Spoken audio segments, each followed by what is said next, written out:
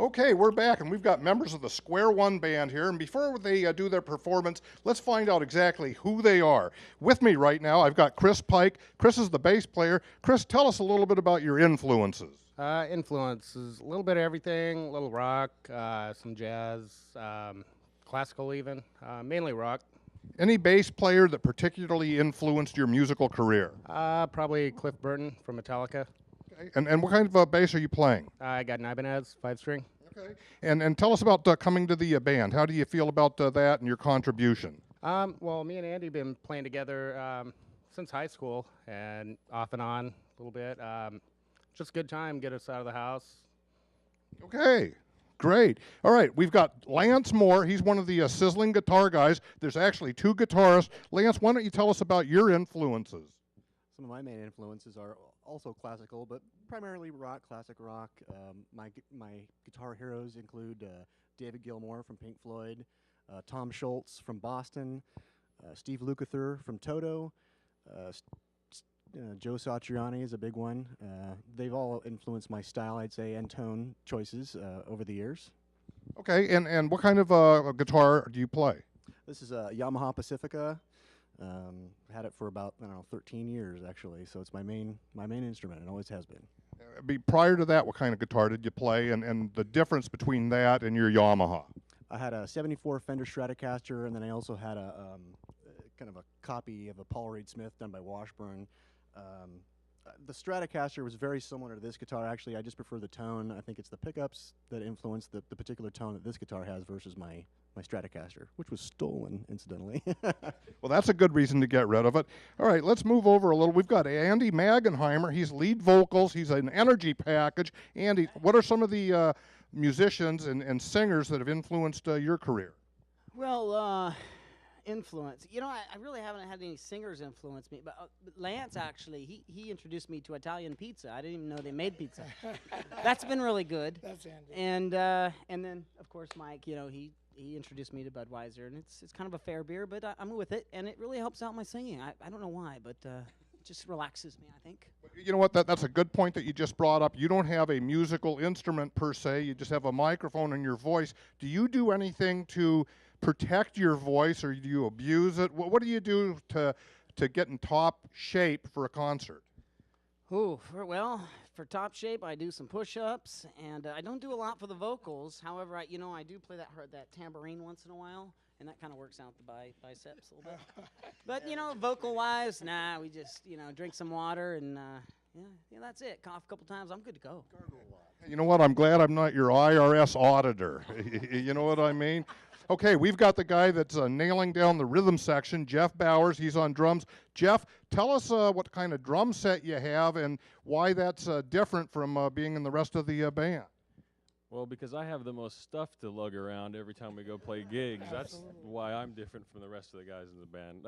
It's a Pearl kit with Zildjian cymbals, and that's what I play. This one is sparkly. I have several others, but this is the one we take because it catches the lights, and Andy likes it. Is it physically demanding playing drums versus the other instruments? Yeah. I mean, you can't be in the shape of Gumby and come up here and play 4 hours like we typically play, but by the fourth set you start dragging, even in peak physical form.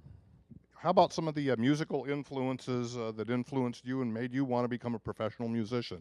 I picked up drumsticks because of Peter Criss and Kiss. When I saw them with the makeup on back in the 70s, that was it. The other one's this guy right here, Animal.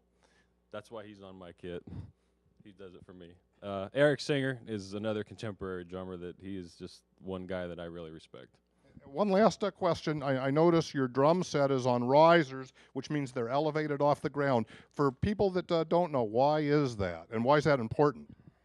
Well, there's two reasons. Number one, I can't see everybody dancing when these guys are all standing in front of me. Number two, I'm not in any of the pictures of the band.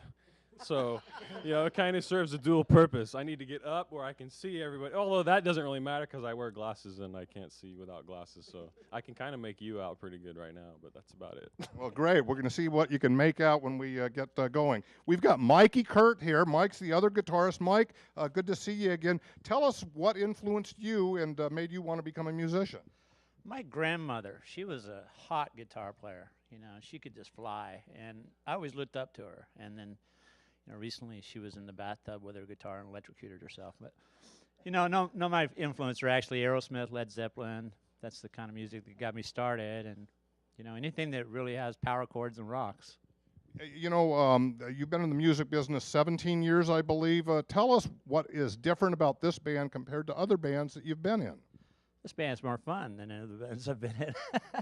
No, we have a great time. You know, we like rehearsing and playing at Andy's house out in the barn in the middle of nowhere more than anything else. So, you know, it's not about money or fame or anything else. I mean, we're a cover band, for Christ's sake, right? So, no, it's just about having a good time, which I love playing with these guys. You know, we're just all friends, and we play and we have a good time.